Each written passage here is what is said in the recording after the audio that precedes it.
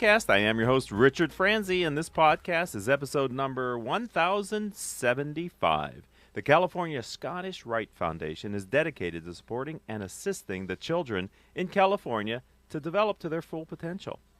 And they do so by providing childhood language services, scholarships, and other charitable programs. I've invited Ray Godeke to join us today to discuss how this all begins with prevention and treatment of childhood language disorders. If you'd like to learn more about this radio show and podcast or the CEO peer groups that I lead, visit my company's website, criticalmass4forbusiness.com. Ray, welcome to Critical Mass Radio Show and Podcast. Thank you, Rick. It's a pleasure to be here. Well, let's get started, and maybe you can explain a little bit about your background and sort of your path to this organization. Okay. Well, my business education was accounting. I came up through organizations like Denny's Restaurants and Foster Farms and Zaki Farms, all up through the finance or accounting organizations. Wound up in an insurance company, Ward and Brown Insurance Administrators, a local company, and had been a Mason all along for 30-some-odd years. And this particular charity was looking for some assistance with a challenge they had. So while I was in part of this career, they asked me to come over and take a look at things, and one thing led to another, and I joined the team. All right. It's been really exciting. Yeah. Yeah, well, I see that you're hold on a second.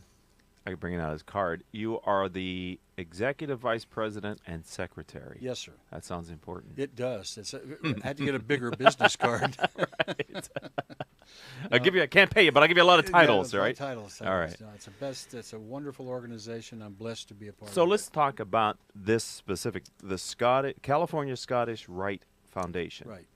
And the organization. So for those that may not know, give it context. Well, the organization was formed in 1958, believe it or not. We're having our Diamond Jubilee this year. When it started, its purpose was more focused on what we call an Americanism program, and it was providing college scholarships to students at George Washington University, of all places, in areas of public service. So it evolved over that and through that for several years. And then around about 1970, we became aware of this speech pathology issue. It was starting to become more of an identifiable issue for children. Sure.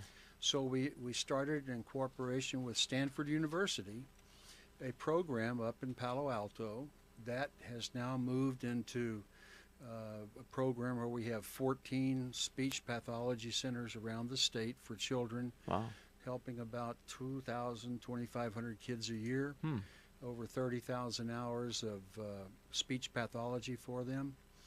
And where now it's primary activity. Of the three programs we have, the primary activity is what we call Rite Care, a takeoff on the Scottish Rite of Freemasonry. And that program probably is 80 to 85% of our operating budget every year. And what is the goal of the program then? The goal is to allow a child the opportunity to develop their social skills through communication. Sure. Some have challenges with that. They could be emotional challenges. They could be actually biological challenges, whether anatomical challenges. Right. And so we help them frame speech. That's really the bottom line. And what age group are you working with? Right? Anywhere from 2 to 18 years old. Oh, wow. And there's a series of things, and it's on our website, where people could look for indicators of a child that may be developing challenges. There are certain indicators that the speech pathology profession has identified. And so we make sure people are aware of those. And then they contact us. We don't charge for our services. I was going to ask you, yeah. There's no financial or Masonic relationship required. If a child has a need, we're there to help. Wow. And so is it individual work with the child? Is it in group? It depends on the child. Okay. It depends on what they need then, right? In some cases, children respond very well to groups. Okay. Some have issues that they need to be worked out on a one-to-one basis. So we have both programs. I would think that having a speech pathology could be really difficult for children to integrate into their kind of peer groups. It's exactly the challenge, and they become ostracized. Yeah, right. Made fun of. They get picked on. Right, all because the they're different. things Yeah. you hear in the news today. That is it's so sad. Right. Unnecessary. And the sad thing is, our public school systems are trying to help. They do everything they can, but they have budget constraints. Right. So they have their programs in the school, but that might help 1 to 2% of the children. We probably help that many, but there's a lot of children out there that have access to it. Right. And it's unfortunate. Well, I'm glad you're here to raise the thank you. awareness of our Yes, sir. community to this wonderful, and we're going to talk about your Okay. organization a little bit more, but Okay. from the work that you do and kind of leading and guiding it, what's your philosophy for kind of how you're working with the organization? We call it the guiding principle here on Critical Mass Radio Show and Podcast. Yeah. My philosophy is a team. I guess I grew up with that none of us can accomplish great things necessarily by ourselves, but developing each other. I've been blessed to have some incredibly great mentors in my life, and the lesson I learned from them, people like Lynn Dreyer, for example, he would coach me, let me make mistakes. Yes. But help coach me through the political aspects, if you will, of corporate politics. And I found out that when you're willing to listen to your counterparts, to your cohorts, if you will, you can do things. And if you're willing to invest time in a person to help them develop, and you work for a organization that encourages that, you're going to do great things. For that person, or in this case, the charity I work for now, we do a lot with very little.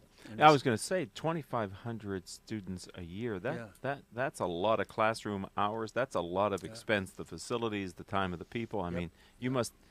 Your campaigns must have to be pretty robust to be able to maintain that. We've been blessed with some estates that have been passed our way because of that. But our challenge, frankly, is raising enough to cover that $3 million cost per year. Oh my goodness! For operating cost, and we do that. But we've also been wise with our money. We've put it in a bank. We've invested it, and so we're getting there. But we can't grow a lot unless we get more financial support. Yeah, it always seems to me, no matter who sits in that chair, Ray, that's representing a worthy nonprofit, there's more to be done. There, heavenly days, yes. Right. That's the good news and the bad news. Right. I That's what suppose. gets you up in the morning, but that's also the challenge. You That's know, right. you realize you're only, as you said, 1 or 2%. You're only scratching the surface of the people that you could help. That's right. All right. So I understand you also have a student aid program for scholarships. Yeah. So, so we're talking about the speech pathology, and we talked about that, but what about the scholarships? And that's something it sounded like you started with. We started with that, and interestingly enough, Rick, one of the things we've done is we've developed a graduate program, graduate degree scholarship program in speech pathology. Oh, look at that. So It's genius. That kind of focus, yeah. It brings it all around. I wish it were my idea, but it would. I'll take credit for it. But anyway, that was part of it. Right. And we have about 3 to 5 students a year that are in a master's program somewhere. Chapman Local is a very popular place, Cal State Fullerton. Wow, okay, right here in Orange County. So that was a natural. But we also have 7 or 8 other scholarships that are general in nature. There's another graduate program in public service. Could be just about anything, but most undergraduate programs for children who are citizens of California, and most of the time we would prefer that they go to a California school, but some scholarships don't even require that. Wow. They can go just about anywhere. And we've got about 80 kids, I think, under scholarship right now. Wow. And really proud of it. About 200 and something thousand a year we spend on those, and wish we could do more with that one as well. Of course, again, right? The need is there, need is greater. Yeah, that's right. So my engineer is telling me it's time to take our first and only stop here on Critical Mass Radio Show and Podcast. So when we come back, I'd like you to share with us a current challenge that you're facing in the organization. Okay, ladies and gentlemen, you don't want to go anywhere. Ray's going to share a challenge when we get back after this word from me. It can be heard anytime on iTunes, iHeartRadio, Stitcher, Spreaker.com, several hundred former guest websites whose CEOs have appeared on our show since we started broadcasting in 2009 here on octalkradio.net. We've reached hundreds of thousands of listeners through the live stream, podcasts, videos, and the other channels that we use. Simply type in Critical Mass Radio Show in your favorite podcasting software to find our weekly shows. I'd like to return with our guest, Ray. Before the break, I said, tell us about a challenge, so can you highlight one? Well, I will, and I'll maybe even reiterate something I may have alluded to earlier, and that is it's a financial issue because of the ability we have to help children is definitely there, but it's restricted because of funding. And so our biggest challenge is creating additional awareness. This was started as part of a fraternity. It stayed well within the fraternity. But the fact is these children come from all walks of life. Right. And so we need to do a better job of telling the community about what we do. Not as Masons, we happen to be Masons, but what we do in the community to help children and help the future of our country, to do those 30,000 plus hours of speech pathology, to help those 2,000 kids per year. What if we could do 500 more? Right. Or 600 more children a year? That would make a difference in their lives. And the first time you hear a child say mommy and they're 4 years old because they couldn't talk before that, it gives you goosebumps. Yeah, right. So we need to do more. Changing of that. lives, really. Absolutely, yes, sir. Right, in this day and age. That's I mean, correct. Yep. The ability to communicate clearly. Awareness. Yeah, okay. And so the challenge for us is to how do we do that? Right. Yeah. Well, I'd say you get And on radio shows and And podcasts. you thank Rick for letting us on the show. There's an idea. Yeah, so Ray reminded me we met at the Chapman Economic Forecast That's where right. Dr. I believe Doty it was was. speaking. Yeah, Yeah. here, right down the street Right here. down the street. Okay, so I understand that you were appointed to the 2018 National Association of Nonprofit Organizations and Executives. Yeah. That sounds pretty impressive. What's that mean to you? That's a longer business title. Yeah, you need a new bigger card. card, Yeah, right? bigger cards. That is a new organization. It's Oh. about 2.5 years old now, and its approach is one that I've didn't realize I agreed with them until I met them, and that is that charity. When you think charity, you don't think business. But the fact is, when you're organizing and running a charity, you need to run it like a business. It's a corporation. It's a 501c3 public charity. That's Right. correct. We have officers, we have boards of directors, but we have things that we are trying to do and getting people to accomplish those, putting business plans together, putting action plans together. Right. It's just like those 30-something odd years I spent in those major corporations that I mentioned earlier. That's what you do. It's a business, and ours happens to be. Who is our client? Is it the child we help, or the person who gives us the money to help that child? Right. And really, it's the person who gives us the money to help that child. That's right. They're the ones making the difference. We're just funneling it toward the speech pathologist who can help that child. Because they're the enablers They for you to exactly. deliver your service. Well done, sir. Yeah, I like that, enabler. That's right. Right. So that's our focus going forward. So this And these guys operate. That's one of their basic assumptions. Is it? And it says it's a national organization. Right. So Yep. It's. I went to their inaugural meeting. It was incredibly well attended. are they here in Southern California? They're or- actually in Washington D.C. Ah, that makes sense. But they show up all over the country. If So you you're going to will. get exposure to best practices and other all peer. that, and helping develop best practices Right, and contributing models to and it. things Sure. like that for business. Yes, sir. I believe in the power of peer learning. That's why Well, I do what I do. You betcha. And I think being in an organization like this in a leadership role, you'll get and give. I think so, and it's already happening to me. There's a lot of folks that don't agree with that approach. But the fact is, we learn in business how to get things done. Right. And the charity faces the same challenge. Right. Financially, organizationally, people, all Right. those things Yeah. are common. So let's manage it like one. Let's have a strong CEO. Yes. And Call it executive director if you want, but Oh, it's the yeah, same exactly. idea, right? Yeah, yeah, So right. Call them whatever you want, or Right, call her whatever you want. But the fact is, you got to drive toward the goal. Right. Yeah. All right. Well, we got a few minutes left. Okay. I know that you do a golf tournament later in the year. So tell me about what plans you have for events this year. Well, each of our 14 locations that I mentioned earlier is responsible for raising their own funds. We have 6 or 7 right here in Southern California from San Diego to Palm Springs, San Bernardino, L.A., Pasadena, Long Beach, Santa Barbara.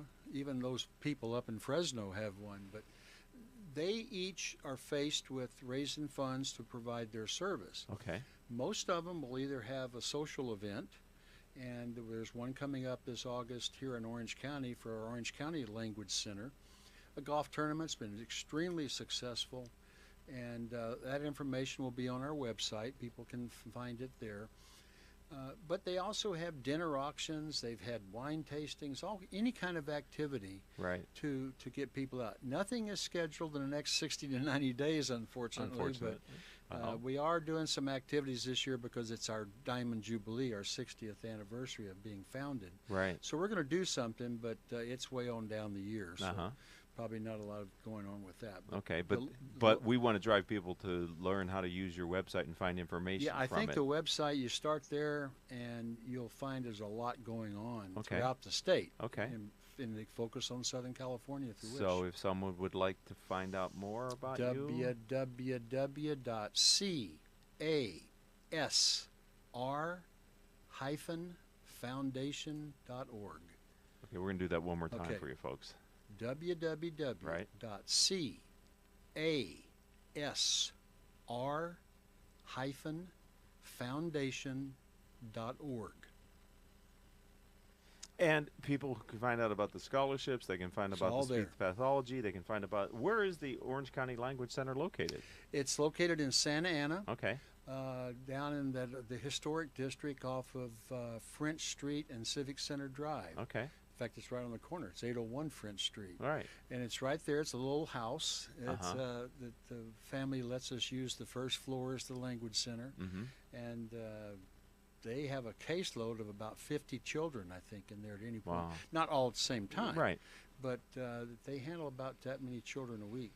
Yeah, it's a great program here. Well, I'm very successful. I'm glad we bumped into each other. Oh, me too. We built a bit of a relationship. Now you're here sharing your story. I'd like to welcome you to the Critical Mass community. Thank you for the fine work you're doing. Thank you. And let's keep in contact so you can keep me informed of future activities, I all right? appreciate the opportunity, Rick, because that is the challenge we face, is creating awareness. Right. Yes, so sir. we'll get you back on in the All right, future, thank okay, you. Ray? Thank you you. very much. I'd Yes, like to sir. thank our engineer, none other than Mr. Paul Roberts, also the station owner. We got the big guns here today. And our three producers who this show would not be possible without Joan Park, Crystal Nunley, and Haley Stern. If you'd like to contact me or connect with me on social media, let's start on Twitter. I'm CEO Peer Groups. On LinkedIn, I'm simply Richard Franzi, F-R-A-N-Z-I, F-R-A-N-Z-I. And our website is criticalmass4forbusiness.com. And until our next show, I hope all of your business decisions will move your company in a positive direction. You